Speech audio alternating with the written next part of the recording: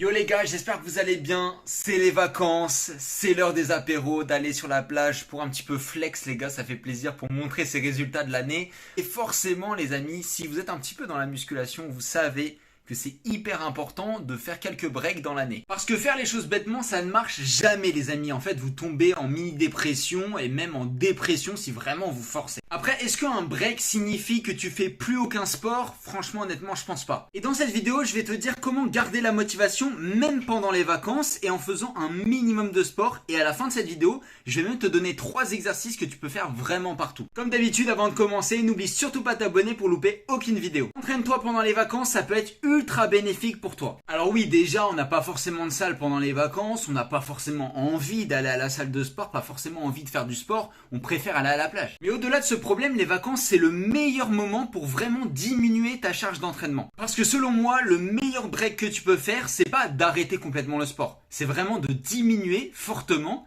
mais de pas arrêter. Alors pour éviter les incompréhensions, quand je parle de charge d'entraînement, c'est pas le poids que tu mets sur ta machine de squat, tu vois. Quand je te parle de charge, je te parle de tous les paramètres de l'entraînement, c'est-à-dire les séries, les reps, etc., etc.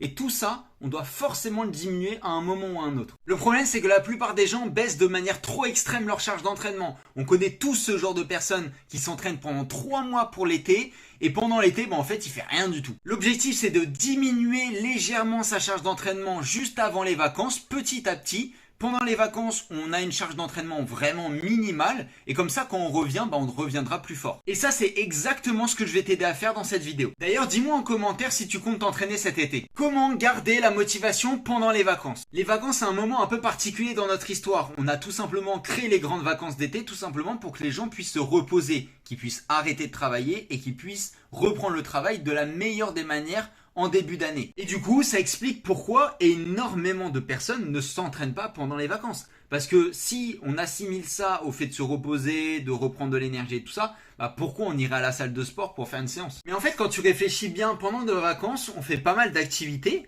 C'est juste que c'est pas les activités qu'on fait dans notre quotidien, donc ça nous paraît pas vraiment épuisant. Et du coup, ça me fait une transition toute trouvée pour faire du sport en fait, parce que faire du sport, c'est pas forcément que aller à la salle ou que faire les activités que tu fais pendant ton année classique. Tu peux aussi faire des activités que tu faisais pas avant. N'oublie pas que l'un des paramètres les plus fondamentaux de la motivation, c'est le plaisir. Et je pense qu'on prend beaucoup plus de plaisir quand on fait du foot, beach volley ou des activités comme ça, plutôt que quand on va à la salle de sport. Mais bon, au final, est-ce que faire des activités type tir à l'arc, beach volley, peu importe, c'est dans la continuité de ce que tu fais en salle de sport? Je pense pas. Mais en vrai, c'est pas très grave parce que chaque nouvelle activité que tu fais crée des adaptations dans ton corps et donc tu vas être meilleur. Donc au final, je trouve que tout le monde est gagnant. Maintenant, je parle à tous ceux qui font de la musculation, qui ont envie d'en faire pendant les vacances mais qui savent peut-être pas quoi faire ou juste qui n'ont pas la motivation. Les gars, je vais pouvoir vous aider. On sait à quel point, si tu fais une musculation, en tout cas tu le sais, à quel point la musculation est extrêmement exigeante et si tu arrêtes pendant les vacances, en fait tu vas perdre des perfs, tu vas perdre de la forme, tu vas perdre du muscle et nous on veut pas ça. C'est pour ça que je vais te donner 3 exercices qui vont faire littéralement ton bonheur. Donc de mon point de vue, je pense que c'est important de garder une séance de musculation très régulièrement, mais l'intensité que tu vas mettre dans cette séance de musculation va varier au cours de l'année. Enfin, on y vient, tes 3 exercices pour cet été. Je suis sûr que tu connais ces exercices, mais je vais te donner quelques tips, comme ça va te permettre d'optimiser un peu ton entraînement, parce que les vacances quand même c'est sacré, et on a besoin de s'amuser. Ces exercices, c'est des basiques, des incontournables, tu les connais, tout le monde les connaît, même les gens qui font pas de musculation, ils les connaissent. Les pompes, les squats et le gainage. Avec ces 3 exercices, je te conseille de faire un entraînement entre 15 et 20 minutes et de préférence le matin, comme ça c'est une bonne chose de faite. Tu l'as fini et maintenant tu vas pouvoir aller t'amuser dans ta journée. Le temps d'entraînement que tu choisis, donc entre 15 et 20 minutes, comme tu veux, il va se découper en 3 temps et chaque temps va concerner un des exercices. En gros, tu vas t'occuper des squats pendant 5 à 7 minutes, des pompes pendant 5 à 7 minutes et du gainage pendant 5 à 7 minutes. Mais pendant le temps que tu fais un exercice, tu vas pas focaliser sur le nombre de répétitions. Alors bien sûr, ça va quand même rester un indicateur et un des paramètres importants, mais tu vas pas focaliser là-dessus. La première chose que tu vas focus, c'est l'intensité. T'as que 5 à 7 minutes, donc il va falloir y aller et charbonner fort. La deuxième chose que tu dois focus, c'est la tension musculaire. Forcément, t'as pas de charge, il n'y a pas beaucoup de répétitions, en tout cas pas beaucoup, c'est pas la chose qu'on focus.